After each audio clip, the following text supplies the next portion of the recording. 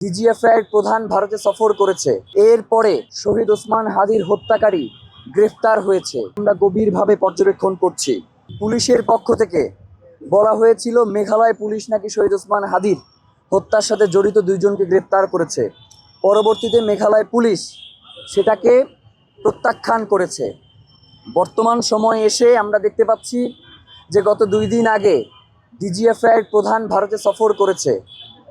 এরপরে শহীদ ওসমান হাদির হত্যাকারী গ্রেফতার হয়েছে।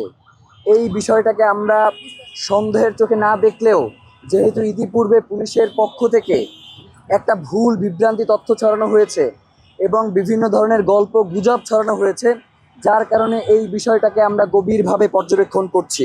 শিয়া বাটার ও ভিটামিন সমৃদ্ধ লিলি বিউটি সোপ, তারুণ্যময় উজ্জ্বল ত্বকের জন্য। রিমার্ক, শহীদ ওসমান হাদির গত সরকারের আমলেও বিচার বিভাগের যেই সিস্টেম রয়েছে এখনও সেইটা চালু রয়েছে। আমরা শহীদ ওসমান হাদির হত্যাকাণ্ডের বিচারের ব্যাপারে একদম পুরো একটা স্বচ্ছ প্রক্রিয়া দেখতে চাই এবং এই প্রক্রিয়ার মধ্য দিয়ে যেই ট্রায়াল হবে সেই ট্রায়াল যাতে পুরো জাতি এই ট্রায়াল দেখতে পারে, সেই বিচার ব্যবস্থা সেই প্রক্রিয়া বাস্তবায়ন করবার জন্য আমরা সরকারের কাছে আহ্বান জানাই।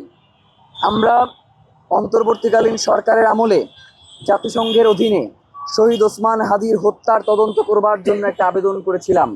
অন্তর্বর্তীকালীন সরকার আমাদেরকে জানিয়েছিল তারা জাতিসংঘের কাছে একটি চিঠি প্রেরণ করেছেন।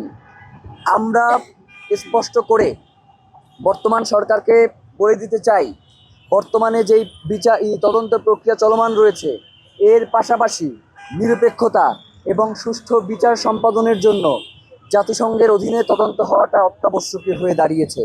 সুতরাং বর্তমান সরকারকে আমরা অনুরোধ জানাবো যাতে অতি দ্রুত শহীদ ওসমান হাদির হত্যার ব্যাপারে জাতিসংঘের যেই চিঠি প্রেরণ করা হয়েছে সেই চিঠির ব্যাপারে জাতিসংঘ কী পদক্ষেপ গ্রহণ করা হয়েছে বা জাতিসংঘ এই তদন্ত ভার নিতে সম্মত হয়েছে কিনা, বা সম্মত হলে সরকারের পক্ষ থেকে তাদেরকে কি সুবিধা বা কি সহযোগিতা করা হবে মর্মে সরকারের পক্ষ থেকে তাদেরকে জানানো হয়েছে, সেগুলো জনসম্মুখে প্রকাশ করা হোক।